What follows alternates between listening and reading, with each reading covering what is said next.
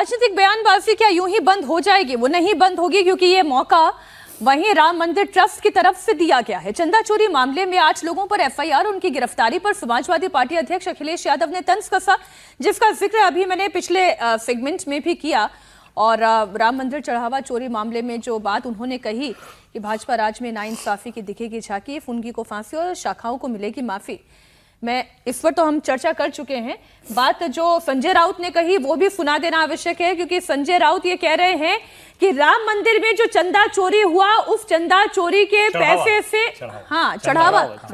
चढ़ावा चोरी हुआ, उसी चोरी के पैसे से आपने उसका राजनीतिक इस्तेमाल किया और 2000 करोड़ दे के आपने कैसे क्या सांसद खरीदे, ये बात उन्होंने कही। सर आप सुने उनका बयान भी। ये ट्वीट है, एक बयान मैं सुन रही थी, वो बयान भी अगर हो हमारे पास तो वो चला दे। लेकिन एक ये फोटो भी उन्होंने पोस्ट किया, उद्धव ठाकरे और आदित्य ठाकरे इसमें दिखाई दे रहे हैं। तो ये जो है रागी जी, इसमें सियासत ढूंढ रहे हैं वो भी अपनी। स्वाभाविक है, सबको मौका मिला है और जब मौका मिला है, राजनीतिक ज़मीन है और राजनीतिक तौर पर उनके लिए लगता है कि इससे हमारा उनका भला हो जाएगा, तो ऐसा मौका वो क्यों छोड़ेंगे? बिल्कुल नहीं छोड़ेंगे। महत्वपूर्ण बात यह है कि अब इस्तीफे के बाद क्या ट्रस्ट का पुनर्गठन होगा? क्या ट्रस्ट का यदि पुनर्गठन होता है तो क्या उसका मॉडल क्या अन्य जैसे वैष्णो देवी है या फिर साउथ के जो मंदिर हैं, बड़े मंदिर हैं, उस अनुसार से होगा? क्या वहाँ पर कोई एक ब्यूरोक्रेट होगा जो इन सब चीज़ों को देखेगा, या फिर से ये हिंदू समाज के पास ही रहेगा लेकिन व्यक्ति कोई और होंगे वहाँ पे? एक बात तो बहुत साफ है कि अब वो समय आ गया है जब मंदिर का मैनेजमेंट बहुत प्रोफेशनल हाथों में दिया जाए। और प्रोफेशनल कहने का मतलब ये नहीं है कि कोई वो आईएएस ऑफिसर हो या आईपीएस ऑफिसर हो, वो ब्यूरोक्रेट्स हैं, वो बाबू के हाथ में ही वो सब चीज़ प्रोफेशनल होता है, ऐसा नहीं है। बहुत से ऐसे राम भक्त होंगे जो सीए होंगे, लॉयर होंगे, समाज जीवन में उनका बड़ा योगदान रहा होगा, ईमानदार रहे होंगे, जिनको भी आप कीजिए ईमानदारी की कसौटी पर वो खरे उतरे, ये सबसे महत्वपूर्ण है। क्योंकि राम मंदिर में अब कोई सामान्य बात नहीं रह गया है। सबसे ज्यादा लोग आज के दिन में कहीं जाते हैं तो वो राम मंदिर में जाते हैं। आपको काशी विश्वनाथ में भी उतनी भीड़ नहीं मिलेगी जितना राम मंदिर में।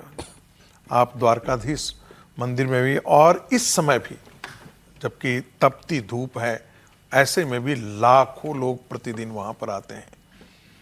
ऐसे में वहां पर चढ़ावा कितना चढ़ता होगा ये बताने की आवश्यकता नहीं है। यदि वे 10 रुपया भी हम एवरेज मान लेते हैं, जिसका जिक्र विजय जी ने किया, 5 रुपया भी मान लेते हैं, जो आज के दिन में कोई नहीं देगा। कम से कम कोई भी एक गरीब से गरीब आदमी भी 100 रुपया देता है, और 1000 रुपया भी देने वाले जाते हैं और लाखों रुपए देने वाले भी जाते हैं। तो इतने बड़े मैनेजमेंट, फंड के मैनेजमेंट के लिए आपको चाहिए कि आपको विशेषज्ञ वहां पर हों जो इनको ठीक तरीके से प्रक्रियागत पालन भी हो और प्रोफेशनल तरीके से उसको ठीक से उसको मैनेज कर सके, ताकि कोई अब आने वाले दिनों में कोई दाग या धब्बा न आए मैनेजमेंट के कार्य करने में। और उन पैसों से, जो पैसे ट्रस्ट के पैसे आ रहे हैं, आप वहां पर विश्वविद्यालय खड़ा करें, गुरुकुल की स्थापना हो, गौशाले की स्थापना हो, और ऐसे बड़े प्रकल्प शुरू किए हैं। राम मंदिर ने बहुत प्रकल्प वहां पर शुरू किए हैं और बड़े शानदार काम हो रहे थे। लेकिन जब उसी शानदार में हम कहते हैं ना कि चांद के ये में भी एक धब्बा आ जाता है, तो ये कुछ वैसा ही है कि सब करने के बाद एक काजल जो है वो काजल का एक धब्बा, सर ये घाव है, धब्बा नहीं, घाव लगाई है। जो कहें, मैं आज के दिन में जहां मैं खड़ा हूं, मैं आपकी हर बात से सहमत होने के लिए खड़ा हूं, मुझे कोई दिक्कत नहीं है। क्योंकि और मेरे जैसे लाखों करोड़ों हिंदू जो स्वयंसेवक हैं वो सुन रहे होंगे, वो भी आहत हैं। और मैं जो बार बार ये इसका जिक्र करता हूं और कई दिनों से कर रहा हूं, दोहरा भी रहा हूं कि बचाने के पक्ष में कोई भी स्वयंसेवक संभवतः खड़ा नहीं हुए। हर स्वयंसेवक आहत हुए। हर स्वयंसेवक यही चाहता है कि वाकई जो है वो हमारा संगठन, हमारे जो लोग हैं वो जो है इस काजल की कोठली से बाहर निकल करके आए, ताकि कोई उन पर अनावश्यक अनर्गल प्रलाप न कर सके। यही सबकी इच्छा है और इसीलिए हम चाहते हैं कि बहुत ट्रांसपेरेंट तरीके से सारी कार्रवाई पूर्ण। और इसलिए कहानी कुर्सी की के इस कार्यक्रम में समीर जी हों, संगीत रागी जी हों, विजय जी हों, हर्षवर्धन जी हों या बतौर एंकर मैं भी हूं, कभी चंपत राय का, अनिल मिश्रा का, गोपाल राव का या यूं कहें कि जिनने चुप्पी साध रखी है उसका पक्ष कभी लिया ही नहीं। इसलिए नहीं लिया क्योंकि ये बड़ा साफ है कि जब बात आस्था की आ जाती है तब फिर राम भक्त एक हो जाते हैं। समीर जी वो बहुत खराब दिखा। और ये जो चांद में आपने कहा धब्बा है, आपने कहा कि घाव है, मैं कह रही हूं इतना बड़ा गड्ढा इन्होंने कर दिया कि इसके पीछे फिर जितनी भी हमेशा के लिए एक दाग हो गया।